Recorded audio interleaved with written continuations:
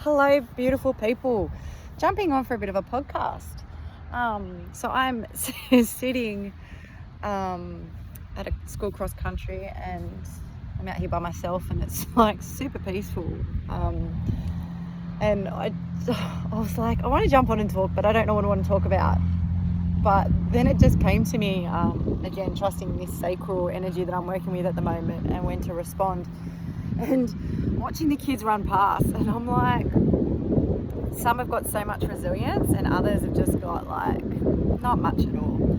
And not judging that at all, but then it got me thinking, and I was like, just how resilient we are as women, and especially our millennials, if I'm in the right generation, but I always get those bloody confused. But this resilience that we've had, we've taken a lot of our parents' conditionings on in the way that we should be within our relationships and our marriages, and how we raise our kids. But there has been such a shift in our last 2 decades, I would say, or even the last decade. Like, I'm now 45, and I'm probably one of the healthiest, the fittest, mentally healthiest. Like, my well-being's at probably its all-time high. And watching the choices that I've made, the decisions that I've made, the sacrifices, the transitions, the shifts, the growth, and it just got me thinking how fucking resilient we are. For me, I got married a month before my 21st, and I was pregnant a month after my 21st. And my marriage and the resilience I had to go through, that being married to a different culture, and different expectations, and the judgment, and the life lessons, and the word sacrifice just came.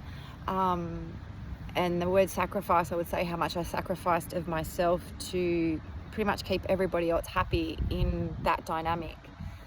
And that didn't really change until I was probably, as I said, I was married at 20. I would probably say around the 30 mark, I was like, something's not feeling quite right.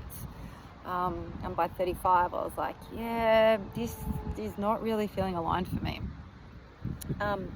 But the resilience of going through all of that, the learning to put myself second a lot, but then also going through this transition of then putting myself first was so hard and so resistant from people outside of me, because it's not what I should have been doing. But the biggest lesson I learned from the putting myself first through these different chapters, I guess, was that I had so fucking much more to give. I got to give so much more, put myself first in going back to playing my favourite, I played netball my whole life. I went back to play netball, but I was like, I want to take this further. I was pretty alright at it. I wasn't, it wasn't the best, but so I ended up going and playing rep netball at, oh my gosh, I would have been like maybe 25, 26, maybe, yeah.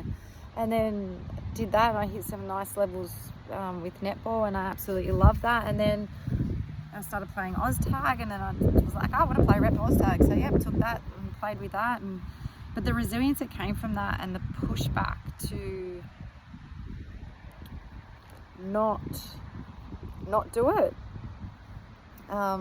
it kind of just always sat with going, well, I don't want to live with regrets. I don't want to regret anything in my life. I always looked back at everything as it was. I've always looked everything back, and there's nothing I could sit here and say that I actually regret, because I believe that I have a really core belief that everything did happen for a reason.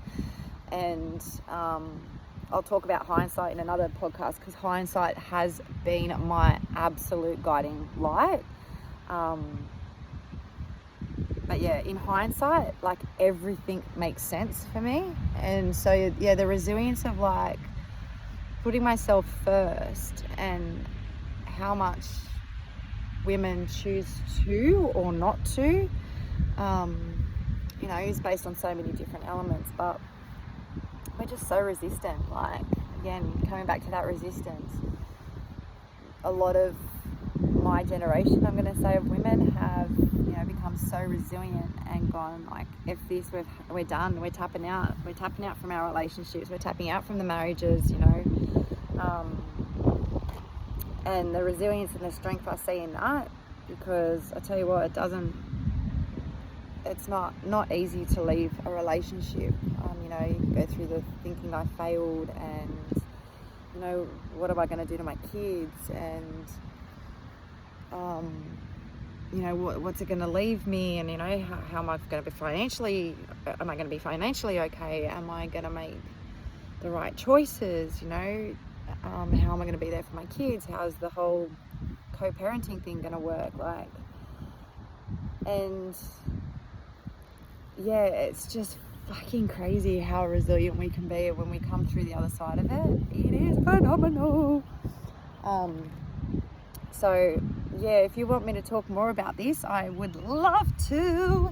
I'm literally, as I say, I'm just feeling into this podcast chapter of my life, and I'm really, really, really excited because there is so much that I want to share. Again, the resilience of even getting past the fact that, I don't know if what I have to say is valid for anyone, what people will take on board. And that's something I'm moving through at the moment. And again, just working in this energy of my sacral response and my human design is my true north right now. And so I'm going to be trusting this and see where it leads. But if you have any topics, any things that you want to talk about, anything that you'd like to hear about, I literally am going to be talking about everything and anything. Like, I'm going to call things out on crap because I can see through bullshit. I'm learning to even trust all that now. So yeah, I'm really excited. But for now, it's just like resilience. Oh my gosh, just take a moment to stop and look at how resilient you have been in your life and what you've accomplished and where you've been and what you've been through. And hello, butterfly. Oh, did you see it? Yeah, just think about, like, just give yourself the freaking time, like, to just slow down enough and go, oh my gosh, what have I put myself through and where am I at now? Because I tell you what, there is so much strength in when we look back. And as I said, I'm going to go into hindsight on another one because that one's that's a hell yes. And I'll give you lots of examples of how in hindsight, because I have this thing. It's always about experience and evidence. My two core, like, come back. What's the experience that you've had, and what's the evidence that, like, how much evidence can you accumulate within yourself to make yourself stronger, make yourself more healthy, have a better mindset. Like, it can just go down so many paths. So yeah, have fun with this one today. If you took something, please let me know. I'd love to hear from you. If there's something you wanted to hear about or want me to talk about, please, hit me up, because I'm all in for this and I can't wait. Have a great day. Enjoy this beautiful weather. See? Love being here. Bye.